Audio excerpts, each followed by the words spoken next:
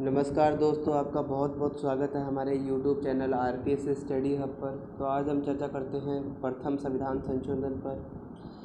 उम्मीद है आप स्वस्थ होंगे, मस्त होंगे।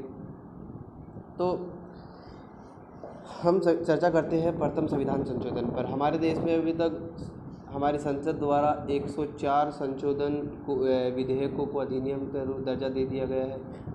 104 विधेयक पारित हो चुके हैं और 126 विधेयक लोकसभा राज्यसभा में प्रस्तुत किए जा चुके हैं। तो प्रथम संविधान संशोधन के बारे में चर्चा करते हैं। तो प्रथम संविधान संशोधन को अंतरिम संसद द्वारा, जो हमारी संविधान सभा थी, जब संविधान का निर्माण कर रही थी तो वह अंतरिम संसद के रूप में भी कार्य कर रही थी। तो 17 नवंबर 1947 को संविधान सभा अंतरिम संसद के रूप में कार्य करना प्रारंभ किया और नेहरू जी द्वारा प्रथम संविधान संशोधन मई 1951 में रखा गया और 18 जून 1951 को यह पारित कर दिया गया। अब ये बहुत ज़्यादा विवादों में रहा कि कई लोगों का प्रश्न था कि भाई अंतरिम संसद को ऐसा अधिकार किसने दिया कि वो संविधान में संशोधन करे, वो भी इतने कम समय में। भाई कि 1.5 साल पहले तो हमारा देश गणतंत्र बना था, संविधान लागू हुआ था, तो ऐसी क्या ज़रूरत आन पड़ी। मैंने कुछ शॉर्ट्स नोट्स या शॉर्ट चीज़ें मैंने यहाँ लिख दी हैं। तो आइए इन सब का स्पष्टीकरण करते हैं। तो संविधान संशोधन को समझने से पहले, प्रथम संविधान संशोधन की क्या ज़रूरत आन पड़ी, ये समझने से पहले अपन कुछ अनुच्छेद समझने पड़ेंगे। तो उनमें से जैसे मोस्ट की बात करें तो अनुच्छेद 13 है, अनुच्छेद 39 है, अनुच्छेद 368 है। तो ये इन पर अब चर्चा करते हैं। उम्मीद है आपने नोट कर लिया होगा। मैं कुछ चीज़ें बोलूँगा, आप नोट भी कर सकते हैं और कुछ शॉर्ट्स चीज़ें मैंने यहाँ पर लिख दी हैं। तो सबसे पहले चर्चा करते हैं अनुच्छेद 13 पर। अनुच्छेद 13 को मूल अधिकारों का सुरक्षा कवच कहा जाता है तथा इसके अंतर्गत सुप्रीम कोर्ट और को मूल अधिकारों का सजग प्रहरी बनाया गया। यहाँ पर एक गलती हो गई, सुप्रीम कोर्ट को, यहाँ पर सुप्रीम कोर्ट को मूल अधिकारों का सजग प्रहरी बनाया गया। अब अनुच्छेद 13 क्या है? अब अनुच्छेद 13 के अंतर्गत मूल संविधान में तो 3 धारा थी और वर्तमान में 4 धाराएं हैं। अब इन धाराओं में क्या है और चौथी धारा कब जोड़ी गई, उसके बारे में डिस्कशन करते हैं। तो अनुच्छेद 13(1) में क्या है?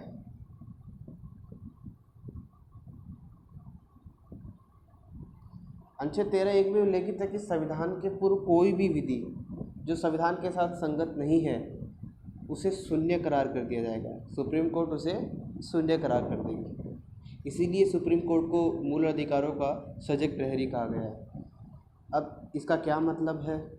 इसका मतलब ये है कि कोई भी कानून, जैसे ब्रिटिश राज में अगर ब्रिटिश गवर्नमेंट द्वारा कोई कानून बनाया गया है, कोई धारा बनाई गई और उसका और संविधान बनने के बाद कोई धारा बनाएगी, उन दोनों का अगर संगत नहीं है, वो दोनों का मेल नहीं है, तो सुप्रीम कोर्ट क्या करेगा कि उसको शून्य घोषित कर देगा कि अब जो बनाया गया है वही वैलिड रहेगा, चाहे पहले कुछ भी हो। तो अनुच्छेद 13(1) तो पूर्व संविधान लागू होने से पूर्व की विधियों का उल्लेख करता है। और अनुच्छेद 13(2) क्या करता है कि संविधान के बाद, अगर मान लो संविधान बन गया, संविधान के बाद अगर कोई विधि बनाई गई है और वह मूल अधिकारों का अतिक्रमण करती है या संविधान का अतिक्रमण करती है, तो सुप्रीम कोर्ट क्या करेगा, उसको शून्य करार कर देगा।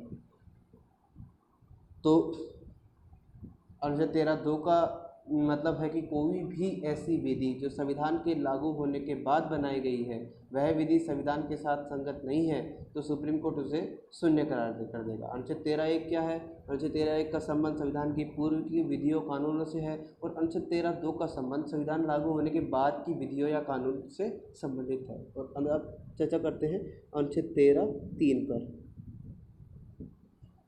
अब अनुच्छेद 13(3) में क्या है? विधि शब्द, कानून जो विधि शब्द है उसको परिभाषित किया है, उसको उसकी डेफिनेशन दी गई है। अब अनुच्छेद 13(3) क्या है? अब विधि शब्द क्या है? इसके अनुसार क्या है? विधि शब्द में संसद अथवा राज्य विधानमंडल द्वारा बनाए गए कानूनों को शामिल किया गया है। जो संसद या राज्य विधानमंडल बनाया हुआ कोई कानून हो, कोई अधिसूचना हो, कोई परिपत्र हो, कोई आदेश हो, कोई नियम हो, कोई विनियम हो, कोई अध्यादेश ऑर्डिनेंस हो, कोई प्रथा हो, कोई विधि हो, इन सभी को परिभाषित किया गया है। इन सभी को विधि शब्द के अंतर्गत परिभाषित किया गया है। तो इसके अंदर आप नोट कर सकते हैं कि अनुच्छेद 13(3) के अंतर्गत विधि शब्द को परिभाषित किया गया है। इसके अनुसार विधि शब्द में संसद अथवा राज्य विधानमंडल द्वारा बनाए गए कानून, अधिसूचना, परिपत्र, आदेश, नियम, विनियम, अध्यादेश क्या ऑर्डिनेंस, प्रथा आदि प्रथा विधि शब्द की परिभाषा में सब शामिल हैं। तो अनुच्छेद 13(3) भी समझ लिया। अब क्या ये जो 13(4) है वो कब अस्तित्व में आई?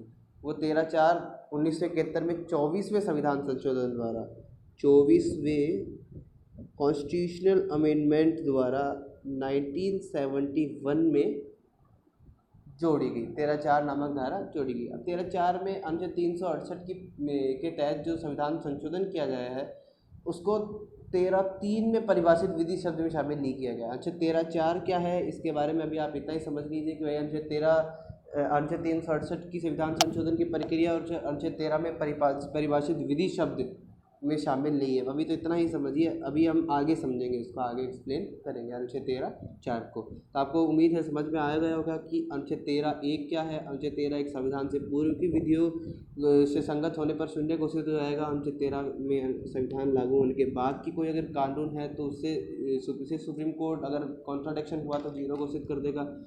और अनुच्छेद 13(3) में विधि शब्द को परिभाषित है कि भाई कोई भी राज्य विधानमंडल या संसद कोई कानून बनाती है तो उस विधि शब्द के अंतर्गत क्या क्या मतलब या आएगा। अब बात करते हैं अनुच्छेद 39 DPSP, directive principles of state policy. तो अनुच्छेद 39 में क्या है? एक सेकेंड मैं रफ कर देता हूँ, उम्मीद आपने नोट कर लिया होगा। तो अनुच्छेद 39 क्या कहता है? अब इसके अंतर्गत छः बातों का उल्लेख, यहाँ पर 6 धाराएं हैं, कह सकते हैं 6 उपधाराएं हैं या फिर एक धारा है, समझते हैं इस बात को। इसके अंतर्गत 6 बातों का उल्लेख है। राज्य नीतियाँ बनाते समय किन किन बातों का ध्यान रखेगा, इस बात का उल्लेख है। जब भी राज्य कोई नीति बनाएगा या जनता के कल्याण के लिए कुछ करेगा, तो जब वो कोई नीति बनाएगा तो वो किस बातों का ध्यान रखेगा। तो सबसे पहले 39A की बात करते हैं। इसमें क्या है कि राज्य सभी स्त्रियों व पुरुषों को काम करने का समान अवसर उपलब्ध कराएगा। आप नोट कर सकते हैं अनुच्छेद 39A स्मॉल a उपधारा है ना। तो अनुच्छेद 39A राज्य कहता है कि राज्य सभी स्त्रियों व पुरुषों को काम करने का समान अवसर उपलब्ध कराएगा। अनुच्छेद 39A कहता है कि राज्य सभी स्त्रियों व पुरुषों को काम करने का समान अवसर उपलब्ध कराएगा। अब समान अवसर का उल्लेख कहाँ कहाँ है, आप ये भी ध्यान रखना। समान अवसर का उल्लेख, अवसर की समानता का उल्लेख प्रस्तावना में भी है और हमारे संविधान के अनुच्छेद 16 में भी है। यह बात आप नोट कर सकते हैं, ये एग्जाम में पूछी भी जा सकती है कि अवसर की समानता का उल्लेख कहाँ कहाँ है। एक तो अनुच्छेद 39A, अनुच्छेद 16 और हमारे प्रियम्बल में। तो अनुच्छेद 39 ये कहता है कि जब भी राज्य कोई नीति बनाएगा तो वो स्त्री और पुरुषों को ध्यान में रखकर उनके काम करने का उनको काम करने के समान अवसर उपलब्ध करवाएगा। और उम्मीद है आप समझ लिए होंगे, आपने नोट भी कर लिया होगा। अब आते हैं अनुच्छेद 39B पर। अनुच्छेद 39B नोट करिए आप। राज्य संसाधनों का इस प्रकार से उपयोग करेगा जिससे अधिकतम लोगों का कल्याण हो। अनुच्छेद 39B कहता है कि राज्य संसाधनों, कोई भी संसाधन है, रिसोर्सेज हैं, उनका उपयोग इस प्रकार से करेगा कि अधिकतम लोगों का कल्याण हो सके। ये ध्यान रखना आगे बहुत, ये अनुच्छेद बी, ये 39 बी और सी है, ये आगे जाकर कंट्रोवर्सी का रीजन बनेंगे। इसमें क्या है कि राज्य ऐसा काम करेगा जो अधिकतम लोगों का कल्याण हो सके, ज़्यादा से ज़्यादा लोग उस दायरे के अंदर आ सके।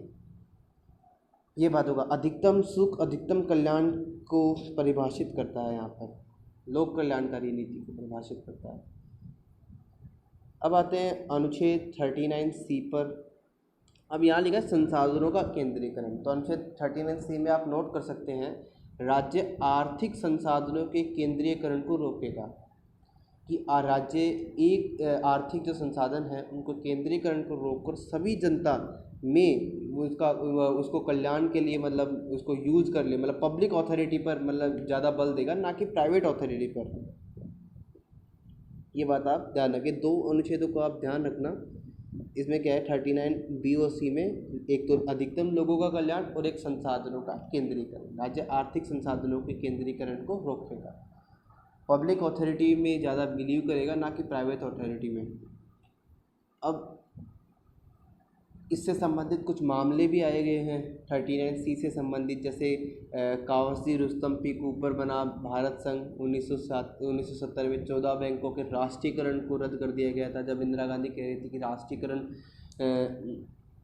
मतलब चीज़ों का राष्ट्रीयकरण होना चाहिए, केंद्रीकरण होना चाहिए, देश हित में काम आना चाहिए, ना कि किसी एक पब्लिक मतलब कोई एक पर्सन को काम आए कोई चीज़। जैसे माधवराव सिंधिया बना भारत संघ में भी के मामलों में भी राजाओं के प्रिवी पर्स पेंशन को बंद कर दिया गया था कि भाई इतना खर्चा आपके प्रिवी पर्स में लगाएंगे, इससे ज़्यादा हम जनता के कल्याण में लगाएंगे ना। तो सुप्रीम कोर्ट ने क्या है निर्णयों को रद्द कर दिया था उस टाइम पर, क्योंकि ये संविधान में ऐसा परिभाषित नहीं था। फिर उसके बाद में इंदिरा गांधी, हम आगे समझेंगे कि कैसे कैसे इंदिरा गांधी ने संविधान में संशोधन करके चीज़ों को बदला और चीज़ों को अपने अनुसार किया। ये बातें हम प्रथम संविधान संशोधन को समझने के बाद करेंगे।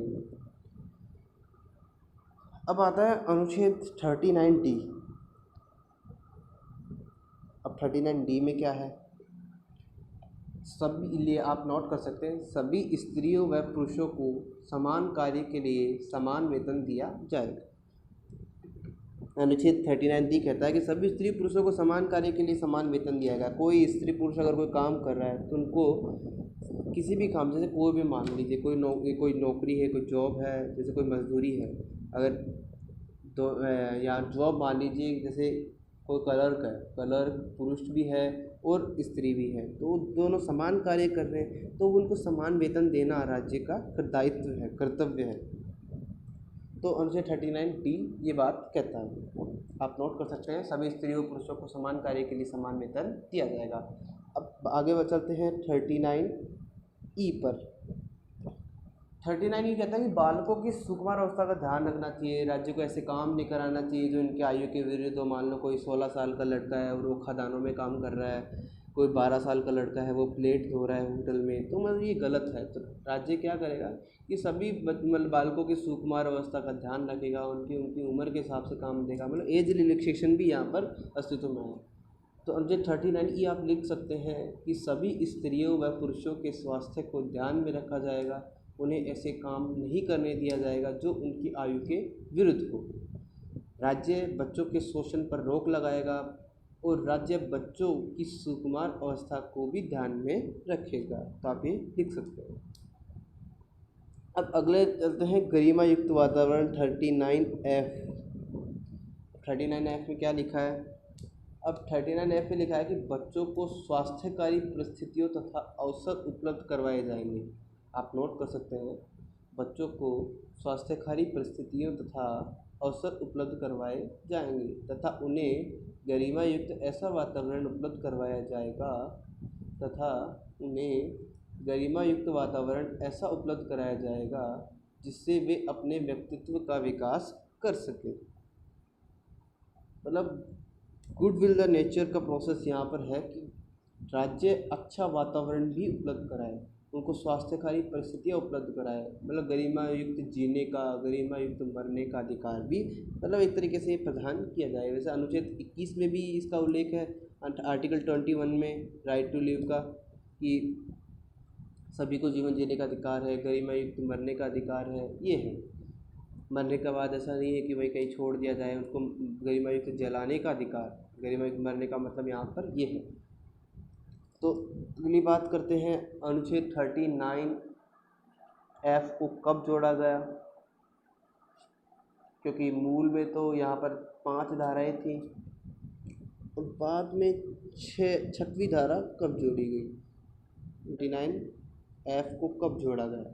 39F को 42वें संविधान संशोधन द्वारा, इंदिरा गांधी की सरकार जब थी, 42वें संविधान संशोधन 1976 और 1976 में ये लाया गया था विधेयक संसद के अंदर। और 1977 में जो मेरे ख्याल से, मेरे को जहाँ तक डेट याद आ रही, 3 जनवरी है, तो 3 जनवरी 1977 को ये पारित हुआ था दोनों सदनों से। तो ये 42वें संविधान संशोधन द्वारा 1976 में जोड़ा था। अब बात करते हैं आर्टिकल 39A की। ये तो आर्टिकल 39A में लिखा है, राज्य सभी लोगों को निःशुल्क न्याय व विधिक सहायता उपलब्ध कराएगा। आर्टिकल 39A की यहाँ पर कोई भूमिका नियत नहीं है, तो मैंने आपको बताने के लिए रखा है। पर बाकी मोस्ट जो आर्टिकल है वो है आर्टिकल 39B व C यहाँ पर आप 39A को भी समझ लीजिए कि राज्य सभी लोगों को निःशुल्क न्याय व विधिक सहायता उपलब्ध कराएगा। Free justice and legal assistance इसे कहेंगे अपन, कि सभी की न्यायपालिका तक पहुँच हो, फ्री न्याय मिले सभी को, ये इसका यहाँ पर मतलब है। और लास्ट एंड फाइनल बात है अनुच्छेद 368 संविधान संशोधन। अब इसके अंतर्गत क्या है कि हमारी जो संसद है उसको ये अधिकार दिया गया है कि वह समय समय में, मतलब बदलते समय में, कि वह संविधान संशोधन कर सके। मान लो 1950 में जो चीज़, जो परिस्थितियाँ थी, मान लो 1980 में वो बदलती हैं, 2020 में अगर वो बदलती हैं, तो संसद समय समय रहते रहते भी उन पर बदलाव कर सकता है, संशोधन कर सकता है। इसमें कितने संशोधन, संविधान संशोधन कितने प्रकार के होते हैं, वो सब चीज़ें अपन इन फ्यूचर समझेंगे। पर फिलहाल यहाँ पर इतना ही समझना है कि आर्टिकल 368 में संसद को, हमारी संसद को संविधान संशोधन करने का अधिकार दिया गया है। आज हमने बेसिक बातें समझ ली हैं, कल हम बोलते प्रथम संविधान संशोधन में आएंगे। तब तक के लिए goodbye, best of luck.